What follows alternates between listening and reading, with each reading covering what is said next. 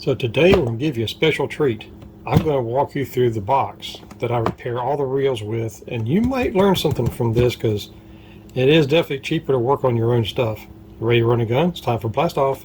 Let's go.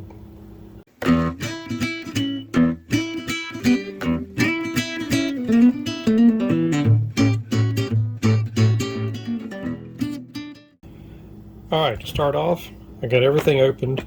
You should always have some paper towels sitting around.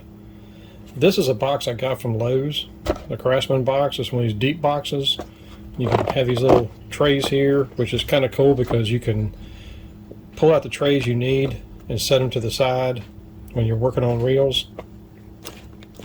And what I have here in this back section, I took all the trays out. I got WD-40, line of Real Magic. I got a larger screwdriver, some pliers, wrench. I got some gloves back here. These are my rags that I use to work on. I also have a micrometer right here so I can measure for ball bearings if I need to. The sides here have tools in them. You should always have a pocket knife. But toothbrushes, fingernail file, Sharpies, different other kind of wrenches. That's from Penn. That's an antique. But you can never go wrong with having these kind of wrenches laying around. I got that style. I have that style. Got quite a few of those, and I use those quite a bit. Then on this side over here is where I keep all my different screwdrivers. All the different Phillips heads and things of that nature. So that's what's on this side right here. Now as far as in these right here, what I have in this batch is basically parts and ball bearings. These are different ball bearings I have for different mods. All this through here is all ball bearings. This is all just parts from reels from over the years. Different bearings and bushings that come from reels. Here's some other parts for the main gear drive. These tubes you see down here, these are all ball bearing. There's the reel handle caps, the different daiwas. So that's what I keep in this one. You should never go wrong with the parts container if you need one, electrical tape, especially if you want to tape off a spool. And here I got other parts, and a gooped up rubber band. But these are different drags, magnetic parts, just everything that you can think of for different reels that I've just acquired over the years. Same thing for here. Different parts. There's even a couple of guides in there. And here's a bunch of brass bushings, more reel handle fittings for different reel models.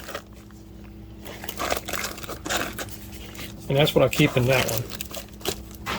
Then over here is a shop rag. I keep Dawn bleach and water in this bottle for cleaning parts. I have a spare cap, side plate to a reel. I think that might actually go to one of my originals that has a kid. Toothpicks. You can never have enough toothpicks to work on a reel.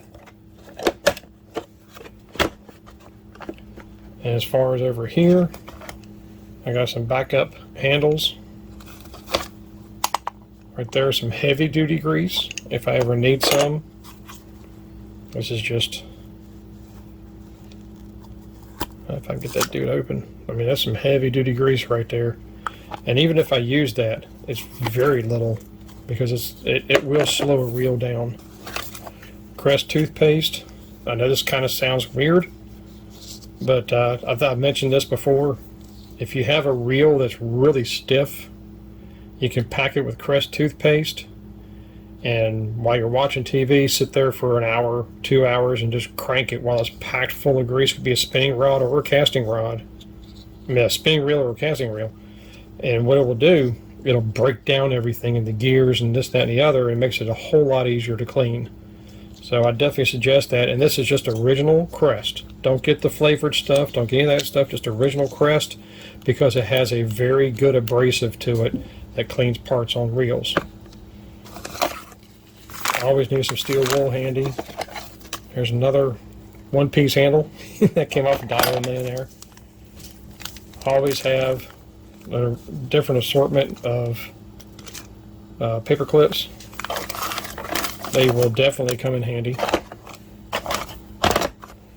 As far as this compartment, this is regular Dawn in water, which I use a lot. And of course, toothpicks and Q-tips. I have some spare handles down here, Abu style type handles with the rubber grips. These two have already been spoken for, so I'm putting those on a couple of different reels. And this one right here has all the different oils and lubricants that I use. There's some plumber's tape that I use on rods. This is a couple of different high performance bearings. And there's some more reel handle parts for the middle piece, covers and all kinds of stuff. And that is my grease mixture right there that you've seen me use a lot. This covers the box. I mean, this might sound like a whole lot of stuff, but really it isn't. It's just that it's got everything I need for repairs, including if there's some modifications I need to do to them.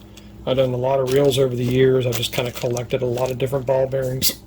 But you should always have paper towels, which saves you from having to dirty up your shop rag all the time, having to keep from washing it a whole lot.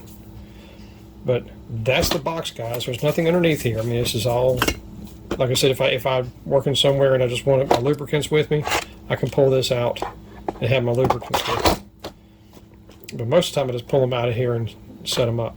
But I wanted to just give you an introduction on this, because if you ever want to fix reels, whether do it on the side for other people or do it for yourself especially, it always helps to have a box that you can put everything in. And that's pretty much it. That's all I got for this, guys. So until next time, remember, new techniques are trendy, but bass never change. May the Father bless you and keep you in Yeshua's name, and as always, fish on.